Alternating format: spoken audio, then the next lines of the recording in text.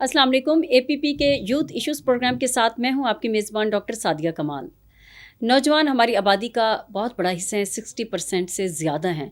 आज हम अपने यूथ के प्रोग्राम में मिलवाने जा रहे हैं एक ऐसे नौजवान से जिसको मिल के आपको यकीनन मोटिवेशन मिलेगी और आप सोचेंगे कि ज़िंदगी में इस तरह भी होता है कि मुख्तलिफ़ हादसात आपकी ज़िंदगी में आते हैं, लेकिन वो हादसात देख के आप रुकते नहीं हैं, ज़िंदगी में आगे बढ़ते जाते हैं। इसी तरह की एक मिसाल हमारे साथ मौजूद है। हमारे साथ हैं उस्मान खान, जो कि एक टीचर हैं। अस्सलाम वालेकुम उस्मान खान। वालेकुम अस्सलाम व रहमतुल्लाहि व बरकातहू। कैसे हैं उस्मान खान? अल्हम्दुलिल्लाह मैम, अल्लाह का शुक्र। तो उस्मान खान, आप अपने बारे में थोड़ा सा हमें बताइएगा कि आपने कॉमसेट यूनिवर्सिटी से मैथमेटिक्स में BS किया है। जी मैम।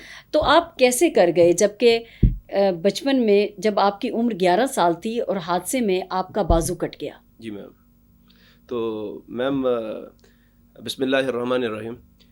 तो मैम जब मेरा बाजू कटा था तो उसके बाद तो जो हमारे सामने वाक़यात हैं कि जब किसी बंदे के साथ इस तरह का हादसा पेश आ जाता है तो उसको तो माशरे में एक साइड पे कर दिया जाता है और उसको बिल्कुल लोअर लेवल पे ले जाया जाता है। तो मेरी वालदा मेरे लिए सबसे बड़ी मोटिवेशन थी। उन्होंने मुझे कहा कि बेटा आपने किसी के सामने हाथ नहीं फैलाना और कभी हार नहीं माननी। तो वो उनकी बात अभी तक मुझे याद है कि मैंने फिर उसके बाद इस बात को दिल में बिठाया और मैंने फिर अल्हम्दुलिल्लाह कभी हार नहीं मानी और मैं चलता गया अल्हम्दुलिल्लाह। और फिर आपके सामने है कि मैंने स्कूल किया, पहले मैंने हिफ़्ज़ किया, हिफ़्ज़ के बाद मैं स्कूल में गया। तो स्कूल में अल्हम्दुलिल्लाह मेरे स्कूल के अंदर मेरी जो है वो दूसरी पोजीशन थी मैट्रिक के अंदर।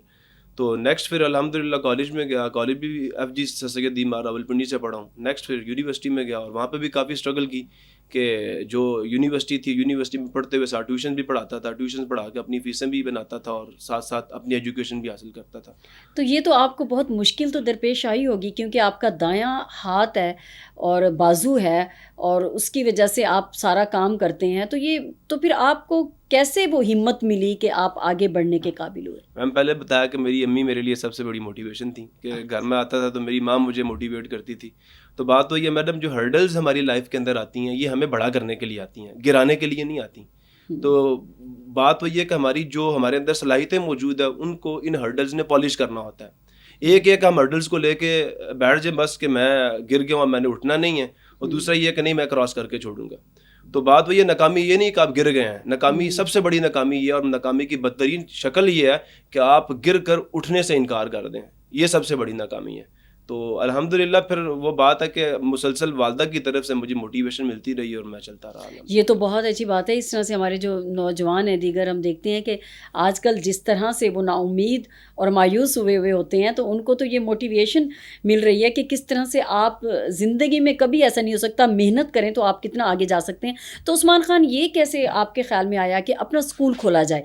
हालांकि आपको तो जॉब, इतने अच्छे सब्जेक्ट में आपने BS की है, आपको जॉब आसानी से मिल जाती। तो मैम जॉब जहाँ तक मैं समझता हूँ एक ग़ुलामी है मेरे नज़दीक, और जॉब में बंदा बंद के रहता है, अपनी मर्ज़ी से कुछ नहीं कर पाता।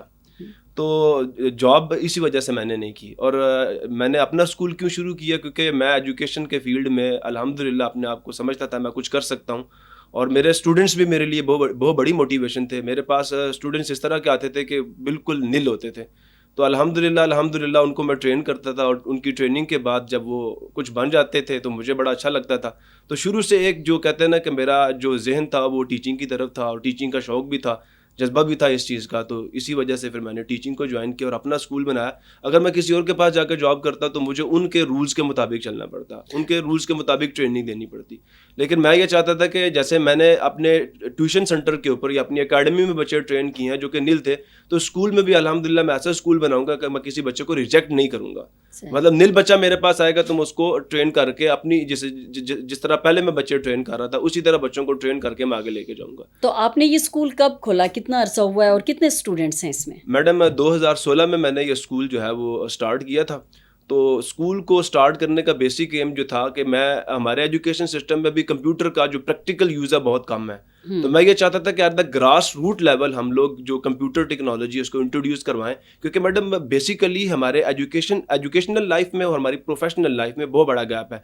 एजुकेशनल लाइफ में हम बच्चे को बॉल पेन दे देते हैं, वो पेन से लिख रहा होता है, लेकिन जैसे ही वो प्रोफेशनल लाइफ में दाखिल होता है तो उसके हाथ में कीबोर्ड आ जाता है। अब उसकी तो हमने उसको ट्रेनिंग दी नहीं है। تو جب اس کے لیے ہم نے ٹرین نہیں کیا تو پھر ہمیں پروفیشنلز نہیں مل رہے, ہمیں صرف وہی کاغذ قلم استعمال کرنے والے ہمارے پاس ہیں. تو I want to prepare the professionals کہ جیسے ہی بچہ ہمارے پاس سے نکلے اس کو کام آتا ہو. تو اس وجہ سے میں نے جو ہے وہ کمپیوٹرائز سسٹم شروع کیا اور اس کو الحمدللہ بھی آگے لے کے چل رہا ہوں. اور جو ابھی سافٹ ویئر کے لیے میں یہاں پہ آپ کے سامنے آیا ہوں تو وہ جو سافٹ ویئر ہے میرا 2016 میں یہ ذہن تھا کہ میں نے یہ بنانا ہے, لیکن بچوں کے ساتھ محنت کی وجہ سے مجھے ٹائم نہیں ملتا تھا. تو اب جیسے یہ کرونا آیا تو کرونا کے آتے ساتھ ہی ہمارے جو ٹیچرز ہیں ان کے لیے بہت زیادہ ٹائم تھا, تو پھر میں نے کرونا کے دنوں کو یوٹیلائز کیا اور ان 4 ماہ میں الحمدللہ یہ سافٹ ویئر کھڑا کیا. اچھا, آپ نے سافٹ ویئر خود بنایا ہے؟ الحمدللہ. کیا فائدے ہیں اس سافٹ ویئر کے اور آپ کے بچے اس سے کس طرح سے مستفید ہوں گے؟ میم اس سافٹ ویئر کی سب سے جو پہلی جو خوبصورتی ہے اس کی وہی ہے کہ اس کے اوپر میرے ملک میں جو 4 انسٹیٹیوٹس جیسے ہمارے کالجز ہیں, اسکولز ہیں, یونیورسٹیز ہیں, اکیڈمیز ہیں, ان چاروں کو میں نے اس ایک پورٹل پہ اکٹھا کیا ہے. چاروں کے چاروں جو انسٹیٹیوٹس ہیں یہ رجسٹر ہو سکتے ہیں. اس کے بعد جو ہمارے پاس ایجوکیشن کے 4 پلرز ہیں, ایک ہمارے پرنسپل صاحب ہیں, ایک ہمارے ٹیچر ہیں, ایک ہمارے پیرنٹس ہیں اور ایک ہمارے اسٹوڈنٹس ہیں. ان چاروں کو میں نے اس پلیٹ فارم پہ اکٹھا کیا ہے. اب اس پلیٹ فارم کے اوپر جو ہمارے اسکول کے انتظامی امور ہیں جو کہ پرنسپل صاحب سر انجام دے رہے ہوتے ہیں, ان کے ساتھ جو ایڈمنسٹریشن ہوتی ہے وہ اس کا انتظام کر رہی ہوتی ہے, تو اس کو میں نے کور کیا. پلس اس کے اندر لرننگ بھی ہے بچے کی. لرننگ میں کیا کچھ ہے, بچے کے جو اٹینڈنس ہے وہ آپ کو آن لائن مل جائے گی, پیرنٹس تک بھی پہنچے گی, بچے تک بھی پہنچے گی, ڈیلی بیسس کے اوپر میں. اور اگر مجھے میرے یوزرز یہ کہیں کہ سر ہر کلاس کی ہر سبجیکٹ کی پلس ٹائم بھی آپ اس کے اندر مینشن کریں تو انشاءاللہ یہ سافٹ ویئر یہ کام بھی کرے گا. تو آپ کا اسکول کتنی کلاسز ہیں اس میں؟ میڈم اس میں 10 کلاسز ہیں. 10 کلاس, اسٹوڈنٹس 100 ہیں؟ جی میم. اور اس سافٹ ویئر کی میڈم ایک اور جو پلس پوائنٹ اس کا یہ ہے کہ ہمارے اسٹوڈنٹس جو کرونا وائرس میں ٹیچرس ٹیکسٹ کنڈکٹ کر رہے ہیں اور اس کی پکچرز لے کے بھیج رہے ہیں, یہاں پہ پکچر لے کے بھیجنے کی کوئی ضرورت نہیں ہے. اس سافٹ ویئر کو ٹیچر کو صرف 6 چیزیں بتانے کی ضرورت ہے. آٹومیٹیکلی وہ ٹیسٹ کا ایک ڈائنامک پیٹرن بچے کے سامنے لے کے آئے گا, بچہ اسے اٹیمپٹ کرے گا, ٹیچر کے بتائی ہوئی گائیڈ لائنس کی روشنی میں وہ جو سافٹ ویئر ہے وہ بچے کا آنسر چیک کر کے اسی ٹائم بچے کا ریزلٹ اناؤنس کر دے گا.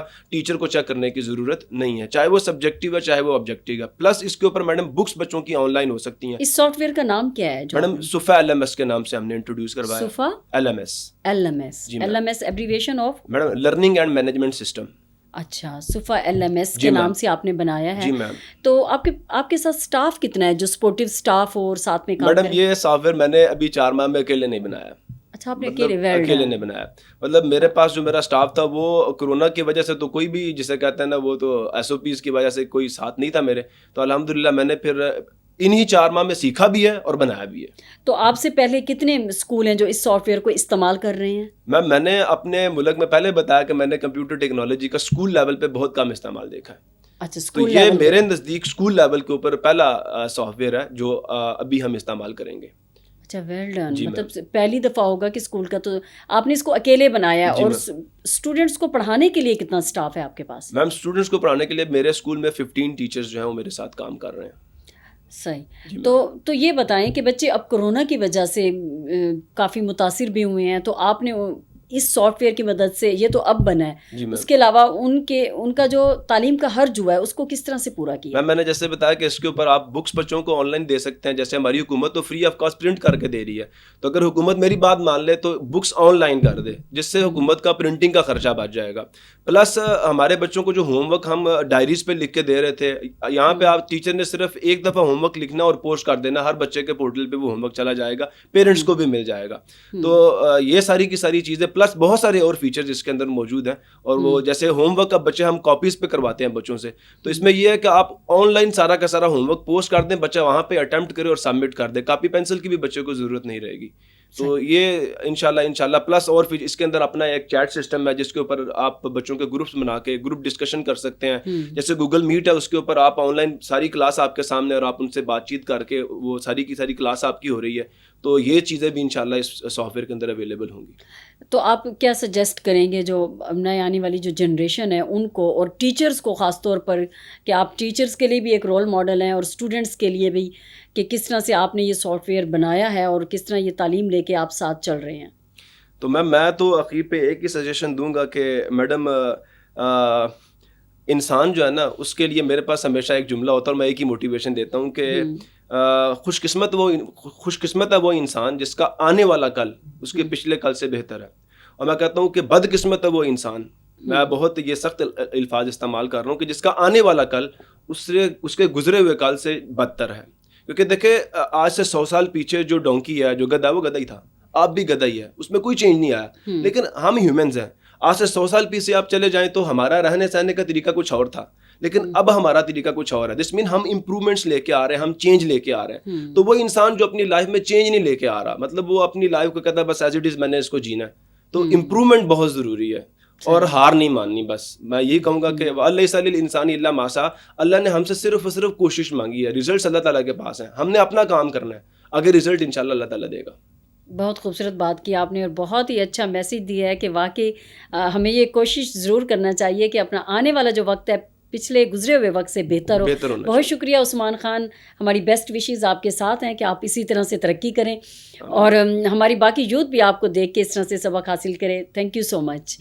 جی ویورز, آپ نے دیکھا کہ عثمان خان ٹیچر ہیں اور انہوں نے کس طرح سے محنت کی ہے کہ 11-12 سال کی عمر میں ان کا دایاں ہاتھ کٹ گیا تھا, اس کے باوجود انہوں نے اس طرح سے اچھی تعلیم حاصل کی اور اس کے بعد اس کو وہ یوٹیلائز کر رہے ہیں اور انہوں نے خود ہی سافٹ ویئر بنایا ہے اور بچوں کو پڑھا رہے ہیں. اور اس طرح کے اچھے خیالات رکھیں اور محنت کرنے کا, خدمت کرنے کا جذبہ ہو تو کوئی بھی آپ میں سے پیچھے نہیں رہ سکتا. اسی کے ساتھ ہی اپنی میزبان ڈاکٹر سعدیہ کمال کو دیجیے گا اجازت.